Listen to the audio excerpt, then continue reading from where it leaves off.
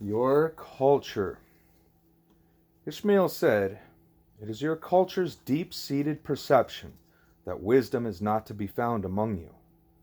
This is what your daydream reveals. You know how to build marvelous electronic gadgets. You know how to send ships into space. You know how to peer into the depths of atoms. But the simplest and most needful knowledge of all, the knowledge of how to live, simply does not exist among you." Yes, that's the way it seems. This isn't a new perception by any means, Julie. It's been extant in your culture for millennia. "Excuse me," I said. "You keep saying that the people of your culture, and I keep not being sure what you mean by it. Why don't you just say you humans or you Americans?" "Because I'm not talking about humans or Americans. I'm talking about the people of your culture." "Well, I guess you're going to have to explain that." "Do you know what a culture is?" "To be honest, I'm not sure." "The word culture is like a chameleon, Julie. It has no color of its own, but rather takes color from its setting. It means one thing when you talk about the culture of chimpanzees, another when you talk about the culture of General Motors. It's valid to say that there are only two fundamental different human cultures. It's also valid to say that there are thousands of human cultures. Instead of trying to explain what culture means when it's all by itself, which is almost impossible, I'm just going to explain what I mean when I say your culture, all right?" "That's fine," I said.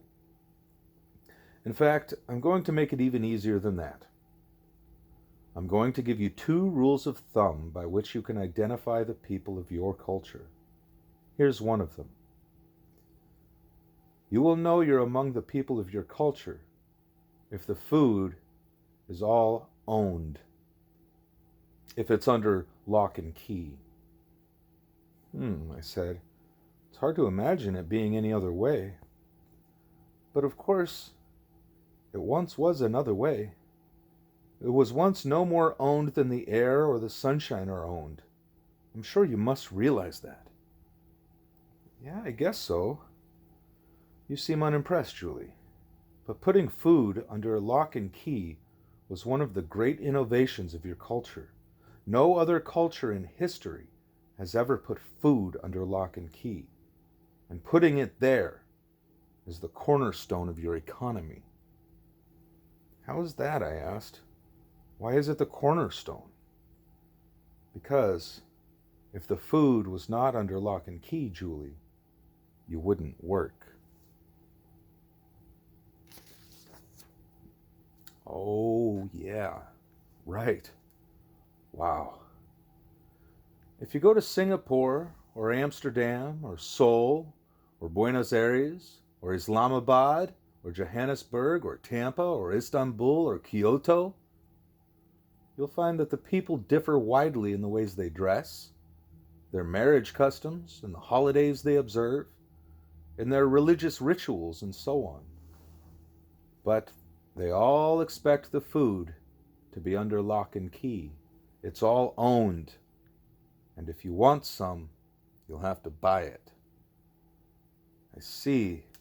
So you're saying these people all belong to one culture." "Clearly I'm talking about fundamentals. Nothing is more fundamental than food. I'm sure it's difficult for you to realize how very bizarre you are in this respect. You think it makes complete sense to have to work for what's free for the taking to every other creature on Earth?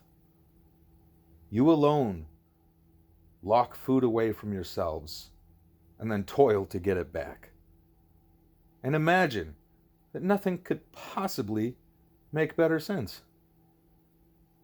"Yes, it is bizarre if you put it like that. But it isn't just our culture that has done that. It's humanity, isn't it?" "No, Julie. I know Mother Culture teaches that this is something humanity did, but that is a lie. It was only you, a single culture, not the whole of humanity. By the time we're finished, you'll have no doubt about that at all. Okay. Another rule of thumb you can use to identify the people of your culture is this. They perceive themselves to be members of a race that is fundamentally flawed and inherently doomed to suffering and misery. Because they're fundamentally flawed, they expect wisdom to be a rare commodity, difficult to acquire. Because they are inherently doomed, they're not surprised to be living in the midst of poverty, injustice, and crime. They're not surprised that their rulers are self-serving and corrupt. They're not surprised to be rendering the world uninhabitable for themselves. They may be indignant about these things, but they are not surprised by them, because this is how they expect things to be. This makes as much sense to them as having their food under lock and key. Do you mind if I play devil's advocate for a minute? Not at all. Well, there's a teacher at school who's always giving us pitying looks because he's a Buddhist, which means he's miles ahead of us in terms of awareness and spiritual enlightenment and so on. For him, the people of our culture are the people of the West, and the people of the East belong to an entirely different culture. I take it this person is himself a Westerner? Yes, he is. What does that have to do with it? Ishmael shrugged. Westerners often think the East is one vast Buddhist temple, which is rather like thinking the West is one vast Carthusian monastery. If the teacher you mentioned were to visit the East, he'd certainly experience many new things, but he'd find, first, that the food is all under lock and key, and second, that humans are considered to be a miserable, destructive, greedy lot, just as they are in the West. These are the things that qualify them to be named people of your culture. Are there really people in the world who don't think they're a miserable, destructive, greedy lot? Ishmael considered this for a moment and said, let me turn that question back to you in this way. If your fantasized journey into the universe, were you planning to look for other cursed races? No. Is it your expectation that every intelligent species in the universe is accursed? No. Ishmael studied me for a moment and said, I see that your question remains unanswered. Let me answer it this way. Even at your age, you've probably already met a certain kind of person who is convinced that anything bad that happens in his life is someone else's fault, never his own. If you haven't met such a person, I can guarantee that you will someday. Such a person never learns from his mistakes, because as far as he's concerned, he makes no mistakes. He believes those sources lie in others who are beyond his control. To put it very simply, everything that goes wrong in his life he blames on others. He never says to himself, the problem is something I'm doing. He says, the problem is something other people are doing. Other people are to blame for all my troubles, and I can't change them, so I'm helpless. Yeah, I know someone like that, I told him. I didn't see any reason to tell him that it was my mother. Your entire culture has adopted this way of dealing with your difficulties. You don't say the problem is something we're doing. You say the problem is human nature itself. Human nature is to blame for all your troubles. We can't change that, so we're helpless. Yow, I said.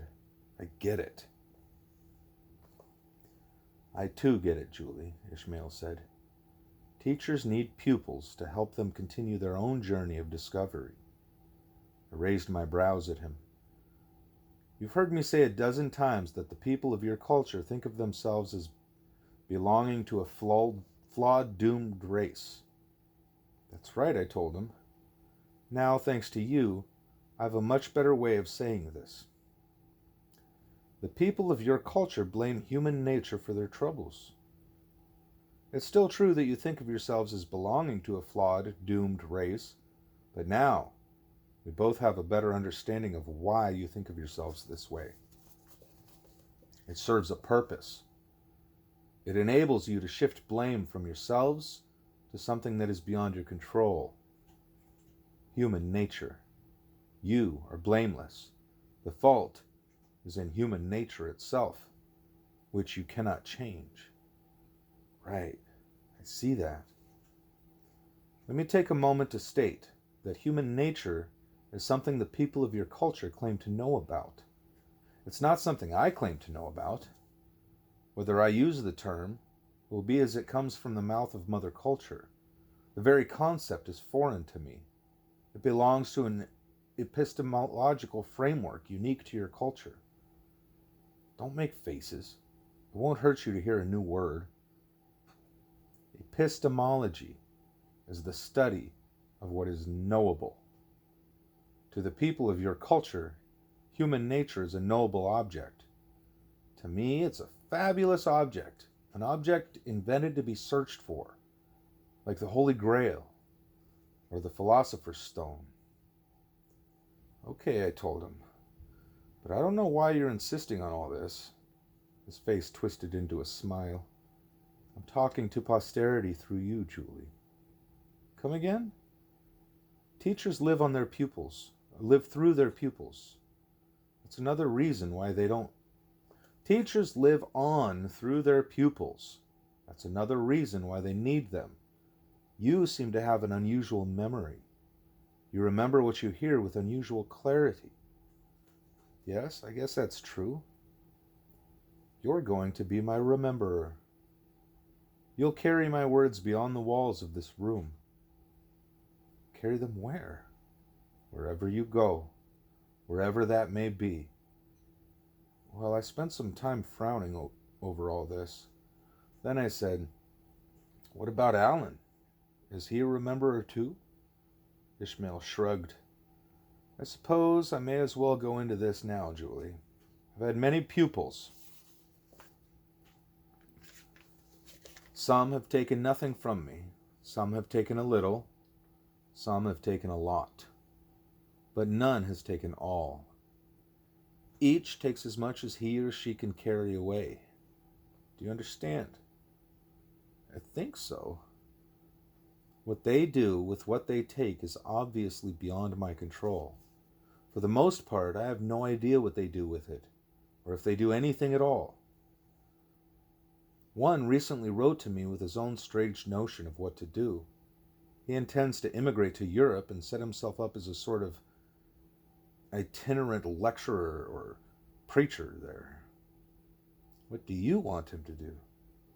Oh, it isn't at all a matter of what I want. Each must do what is within his or her compass. I call the notion strange only because it's inconceivable to me. I know only how to bring people along in this context, through dialogue. I simply can't imagine doing it in a lecture hall. My deficiency, not his. I'm feeling lost, Ishmael. What's this got to do with Alan and me? When I called you my rememberer, you asked if Alan was also a rememberer. I wanted you to understand that what I'm giving you to remember is very different from what I'm giving him to remember. No two journeys are ever alike, because no two pupils are ever alike. Okay, that makes sense. Well, we've taken a small sidestep here to show you how to recognize members of your culture. Now let's see if we can get back to the main road we left. I was saying that it's your culture's deep-seated perception that wisdom is not to be found among you, and that this perception has been extant in your culture for millennia. Yeah, I remember. Do you understand why I'm bringing this up? No, not really. Your daydream takes it for granted that wisdom must be found elsewhere, billions of miles away from this planet. This is why it was necessary for you to construct a daydream in the first place. You know in your bones that the secret you're looking for is not to be found here. Yeah, that's right. I see what you're saying. What I'd like you to see next is that the loss of the secret was an event in your history. It isn't something missing from your genes. Humanity wasn't born deficient. This was something that happened uniquely among the people of your culture. Okay, but why do you want me to see that? Because, have you ever lost anything? A key, a book, a tool, a letter? Sure. Can you remember how you went about trying to find it? Tried to remember where I was when I had it last. Of course. If you know where you lost something, then you know where to look for it, don't you? Yes. This is what I want to show you now. Where and when you lost the secret that is known to every other species on this planet, and to every other intelligent species in the universe, if there are such. Wow, I told him. We must really be special if every other species in the universe knows something we don't. You are indeed special, Julie. On this point, your mother culture and I are in complete agreement.